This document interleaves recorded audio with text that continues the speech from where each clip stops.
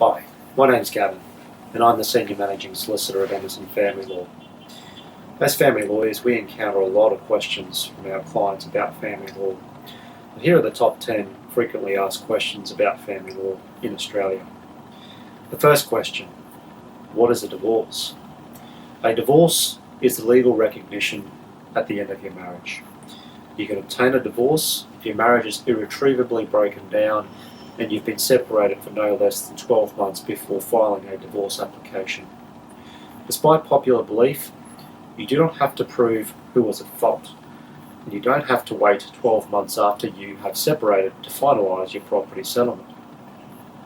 Second question: what is a de facto relationship? Now, there's no one legal definition of a de facto relationship, as there are different requirements for different legal purposes. However, generally speaking, a de facto relationship is between two persons, not legally married, of the same or opposite sex, who are not related by family, and have in regard to all of the circumstances of the relationship, have a relationship of a couple living together on a genuine domestic basis. The third question: what is child support? Now, immediately upon separation, one is able to lodge an application with the Department of Human Services Child Support, or otherwise known as the Child Support Agency, to have child support assessed for your child if you're unable to reach an agreement with the child's other parent.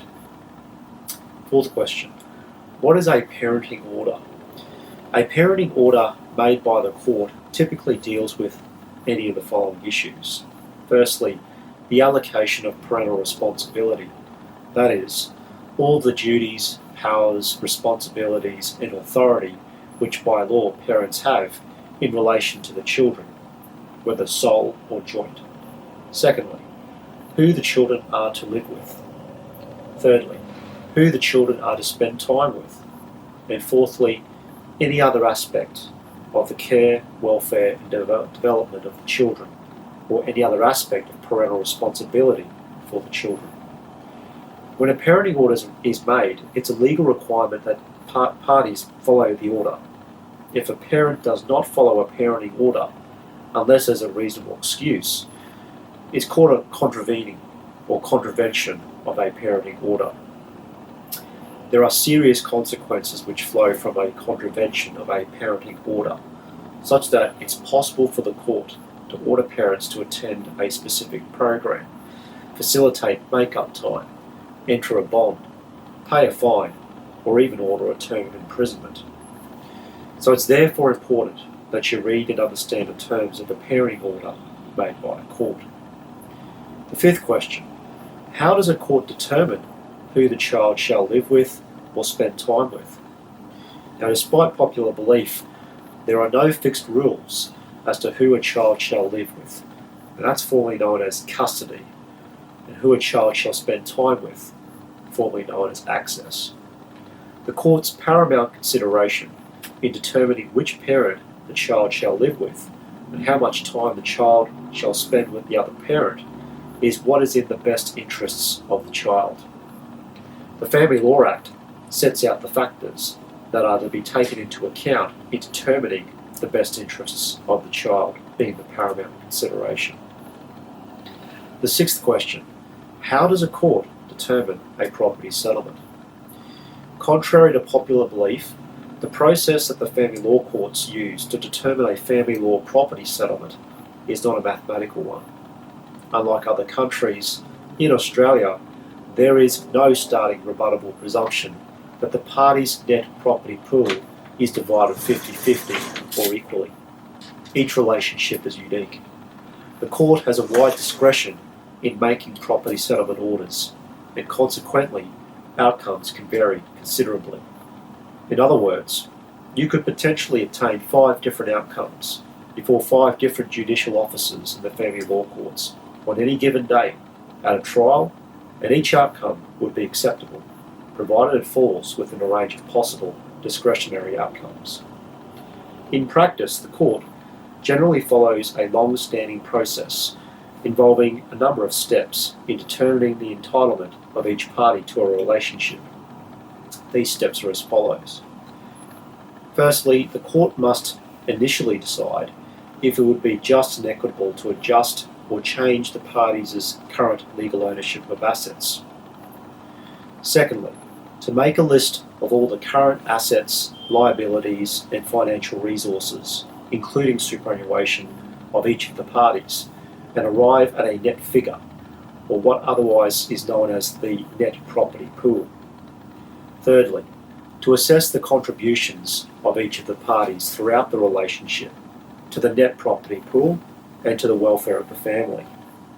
Now, contributions can be direct, for example, made by one of the parties to the relationship, or indirect, made by one of the parties as family members. They can be financial, for example, earning an income, or non-financial, for example, renovations or improvements to a property done by one of the parties, or made as homemaker or parent. Each party's contribution is assessed as a percentage or a range of percentages. Fourthly, to assess the current and future circumstances of each of the parties and make any necessary adjustments to the percentage arrived at in step 3. Now, under the Family Law Act, there is a list of future needs factors which must be considered. An example of some of the more common factors are, firstly, the age and state of health of each of the parties, the income earning capacity or discrepancy between the parties, the length of the relationship and its effect on each of the parties' earning capacities, and who will have the primary care of the children into the future. The last step is for the court to step back and then assess whether the percentage or division achieved by application of the 4 steps is appropriate or otherwise just and equitable in all of the circumstances. 7th question, what's spousal maintenance? Now, spousal maintenance is money paid by one spouse, that is, the paying spouse, to the other, that is, the receiving spouse, in circumstances where the receiving spouse is unable to support themselves adequately following separation. In determining whether or not spousal maintenance is appropriate, the court will consider the following. Firstly, whether the threshold is met, that is there a need for one of the parties to be financially supported by the other party? Secondly, the capacity by the other party to support the first party for a period of time. Thirdly, the future needs factors under the Family Law Act. And fourthly, the extent of support required, what is adequate in the circumstances, and the amount of time maintenance is required to be paid for. Now, what must be remembered, however, is that the court is not required to ensure that either party has the same standard of living that they had before separation. It only has to be reasonable in all of the circumstances. The 8th question, do I need to formalise my property settlement? Upon separation, it is absolutely crucial to resolve the issues of property settlement and spousal maintenance together and have any agreement formalised and recorded in what we call a consent order, which is filed and approved by the family law courts, or alternatively, enter into a binding financial agreement pursuant to the Family Law Act. Unless a property settlement is determined by a court order or is properly recorded in a consent order or a binding financial agreement, then the issues of property settlement and or spousal maintenance are always potentially alive, subject to certain time constraints, and either party can commence proceedings with respect to those issues in the future to make a claim against the other party. There may also be cost savings and tax advantages in transferring real property and signing documents pursuant to a consent order or a binding financial agreement. They include capital gains tax and stamp duty exemptions. The 9th question, are there any time limits? You must resolve or at least commence proceedings for property settlement and or spousal maintenance matters within 12 months after you have obtained your divorce.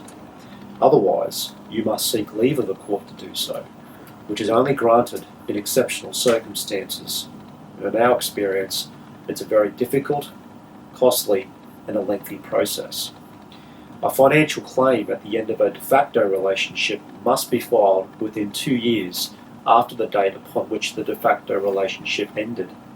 You can and should commence negotiations or file an initiating application for property settlement and or spousal maintenance matters immediately upon separation from your spouse as a result of the irretrievable breakdown of your relationship. And the 10th and final question: do I need to change my will or my super or powers of attorney or any enduring powers of attorney upon separation? Yes, it's absolutely crucial to examine the terms of your will if you have one, or if you don't have a will, then we suggest that you get a new will prepared to properly reflect this change in circumstances.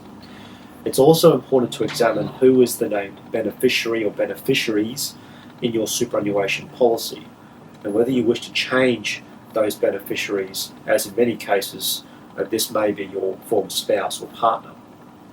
You should also examine any powers of attorney and or enduring powers of attorney you have put in place during your relationship. In most instances, it may be appropriate to revoke those powers of attorney immediately after separation.